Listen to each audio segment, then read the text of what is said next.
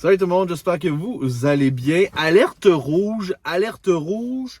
Yoel Armia a marqué son premier but. Je le sais, c'est pas l'alerte que vous auriez probablement aimé avoir. Alerte rouge, mais bon. Je me suis dit que j'allais jouer sur ce mot-là aujourd'hui. Alerte rouge, Yoel Armia a marqué son premier but. Et peut-être que ce sera pas son dernier, guys. J'espère que Monsieur Armia va remplir le net lors du match contre les Blues ce soir. Mais avant, on va un petit peu parler du match contre les Rangers. Mais si c'est nouveau, je t'invite à t'abonner. C'est le bouton rouge au bas de l'écran. C'est gratuit, ça fait plaisir. Ici, sur cette chaîne-là, si t'es nouveau, là, on parle d'actualité du Canadien de Montréal. On parle aussi d'actualité à la Ligue nationale de hockey. Tout ce qui touche le hockey, plus ou moins. Fait que, en français, on est une des rares chaînes francophones en français sur YouTube. Abonne-toi, c'est le bouton rouge. C'est gratuit, ça fait extrêmement plaisir. Canadien qui perd contre les Rangers, match, pas vraiment, un match sans histoire, par 4-1. Et puis le seul but du Canadien marqué par qui l'autre? Nul autre que Yoel Armia. Yoel Armia qui connaît probablement la pire saison de sa carrière, en pas loin d'une trentaine de matchs.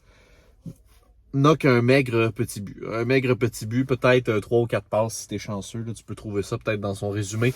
Mais vraiment pas la saison de rêver pour Yoel Armia, on le sait. La saison dernière a été sa pire saison en carrière avec une maigre, très très maigre récolte. Aurait eu des problèmes familiaux. Moi, je faisais comme je l'ai déjà répété quelques fois dans d'autres vidéos, je faisais partie des gens qui défendaient beaucoup Yoel Armia au début de saison. Je me suis dit, il faut le laisser jouer, il faut lui laisser du temps, il faut qu'il... Bref, tu comprends, j'ai donné toutes les chances à ce gars-là. Je suis dans les premiers maintenant qui pensent que ça pourrait être une option de racheter son contrat à la fin de la saison si on n'est pas capable d'essayer de s'en départir ou de l'envoyer à Laval. Je sais pas ce que c'est quoi les plans, mais il va falloir faire quelque chose avec ce contrat-là qui est beaucoup trop long encore pour Yoel Armia et qui ne sert visiblement plus à rien. On lui a donné des chances. Il a été sur un premier trio, il a joué sur un deuxième, un troisième, quatrième. On l'a essayé à toutes les sauces, en avantage, en désavantage. On l'a essayé partout, Yoel Armia, c'est terminé. On a fait le tour de joueur-là. Marque un but hier, mais pas un gros but. Un but qui servait à rien dans les dernières minutes de la rencontre, de la troisième période. Je pense qu'il restait comme gros maximum 5-6 minutes à jouer. Si c'est pas 4, même moins, je sais pas.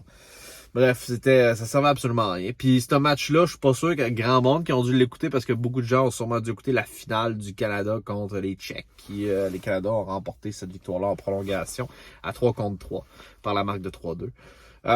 Donc ouais, Canadien de Montréal, qu'est-ce que j'arrive de spécial à vous dire à propos de cette rencontre-là, c'est que c'était probablement l'une des premières périodes, c'est dans les gênantes, les plus gênantes au niveau de l'offensive du Canadien de Montréal. Peut-être pas au niveau de la défensive, je pense qu'on a joué un bon match défensivement, mais au niveau de l'offensive, c'était très très gênant en première période.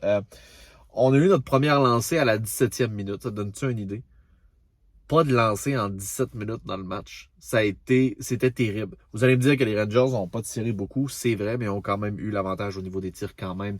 Parlant de tirs, ce qui m'inquiète énormément, ça fait plusieurs vidéos que j'en parle, je vais continuer d'en parler parce que c'est mon joueur préféré, mais ça m'inquiète. Nick Suzuki n'a pas eu de tir encore lors du dernier match.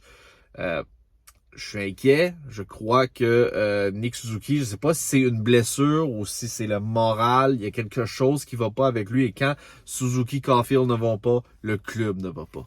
Et ouais, c'est vraiment pas terrible. Un par exemple qui continue à m'impressionner, c'est Kirby Dach.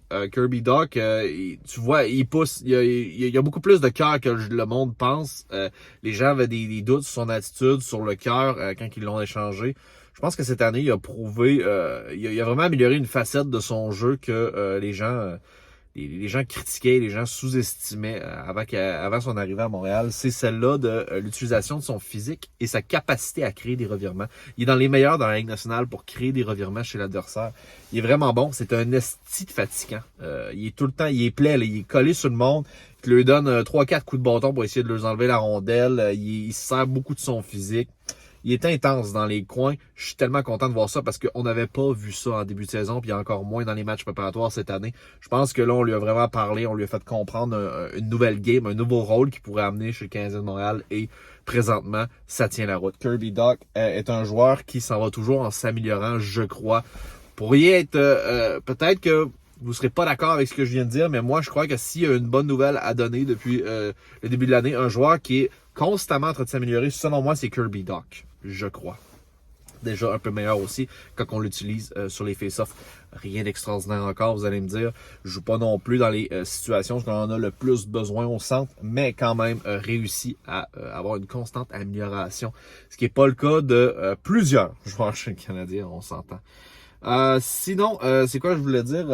Slavkovski va jouer sur un deuxième trio ce soir contre les Blues. Les Blues, c'est une équipe qui joue environ pour 500. Je pense qu'ils sont à 17-15. Donc, ils sont vraiment pas loin de 500. Peut-être 2 victoires au-dessus de 500, si je me rappelle bien. Donc, c'est pas un club qui connaît énormément de fous... de fou succès cette année. Je sais qu'il y a eu beaucoup de critiques à l'endroit de Jordan Binnington depuis le début de l'année également parce que il fait sa princesse. Binnington me fait énormément penser à Ben Bishop dans le temps. Je sais pas si ça fait ça vous autres aussi. Ben Bishop était peut-être un petit peu moins physique, un petit peu moins robuste que les Binnington, mais il était pleurnichard. Bishop était vraiment pleurnichard. Il arrêtait pas de se plaindre pour absolument tout. Fakeait des injuries. Il était pas tant cool à regarder que ça pour de vrai, Bishop. Il était juste gros. C'était juste un gros gardien de but. Il était correct. Il était pas fourré de bon, mais il était tannant. C'était dans les gardiens de but les plus plaids de la ligue. Et puis je pense que Binnington, cette année, est en train de s'implanter comme étant le mauvais garçon goaltender de la Ligue nationale de hockey. Les gens aiment à l'haïr devant le filet. Et je sais pas si ça va être lui qui va être devant le filet ce soir, sûrement. Mais Jordan Binnington, c'est ça que j'avais à dire sur lui. Sinon, ça va être qui notre goaltender ce soir? Aucune crise d'idée. J'ai juste su aujourd'hui en regardant quelques news que Kaden Goulet, finalement, on avait dit 4 semaines. Ça va en être peut-être 8 finalement. Ça va probablement plus ressembler à 8 semaines. Il y a des gens qui l'ont vu à Montréal se promener avec une grosse orthèse au niveau du genou. Est-ce que c'est juste un torn ACL? Puis je dis torn, tu sais, c'est quand même très grave, mais est-ce que c'est ça ou il y a encore rupture, déchirure?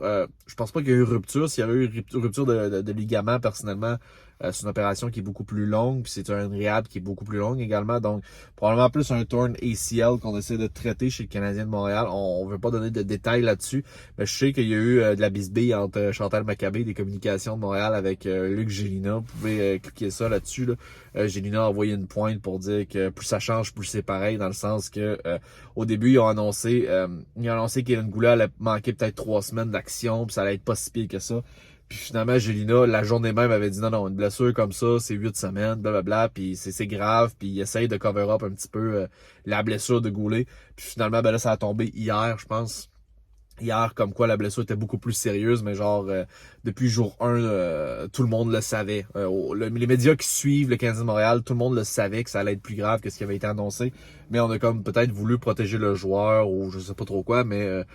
peut-être un petit manque d'honnêteté, de transparence du côté du Canadien de Montréal. Et puis c'est là où Luc Gélina a comme pointé un peu Maccabé en disant bon là plus ça change, plus c'est pareil. C'est le temps une crise de rengaine, le Canadien de Montréal qui garde des secrets de polichinelle.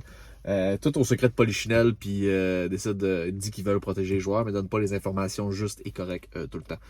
Fait que match ce soir contre les Blues, je crois que c'est à la maison, mais je suis pas totalement sûr. C'est un match qui est à 19h, fait que à 7h, encore une belle heure pour regarder des matchs de hockey. On a vu des matchs pas mal plus tard dans la dernière série de matchs qu'on a eu. Qui que je vais surveiller ce soir? Je continue à surveiller Slavkovski, je continue à surveiller Caulfield. Caulfield, Suzuki, Slavkovski, c'est vraiment les seuls joueurs présentement qui m'intéressent chez le CH. Vraiment, là, que je veux regarder puis je veux vraiment que ces joueurs-là s'améliorent. Je vous dirais qu'Arbor Xhekaj a fait une passe aussi au dernier match encore. Arbor Xhekaj, c'est une super belle séquence. Vous voulez qu'on parle d'un joueur qui augmente la cadence puis qui s'améliore de match en match? Arbor Xhekaj, c'en est le parfait exemple. C'est d'ailleurs pour lui que je vais sûrement voter pour les personnes parce qu'il y a un vote pour le match des étoiles. Ils ont ramené ça, tu sais, comme l'année où John Scott, c'est ça John Scott? En tout cas, un Scott avait joué au match des étoiles. Arbor Xhekaj va être ma sélection pour cette année, ça c'est sûr et certain. Il est vraiment bon, il s'améliore, il fait partie présentement de nos meilleurs défenseurs. Est-ce que c'est à cause de l'absence de Goulet qu'il flash un petit peu plus? Je sais pas, mais je trouve qu'il a step up son game quand même depuis quelques matchs, même si on trouve pas le moyen de gagner. Arbor Xhekaj est sans aucun doute une de nos étoiles à chaque match, à toutes les fois qu'on rentre sur la glace. Fait que c'est pas mal ça que j'avais à vous dire, guys. J'espère que vous aurez apprécié cette vidéo-ci. Si c'est le cas, laissez-moi un gros pouce bleu et abonnez-vous. C'est le bouton rouge au bas de l'écran si ça vous fait plaisir. Sur ce, bon match ce soir. Peace out, guys.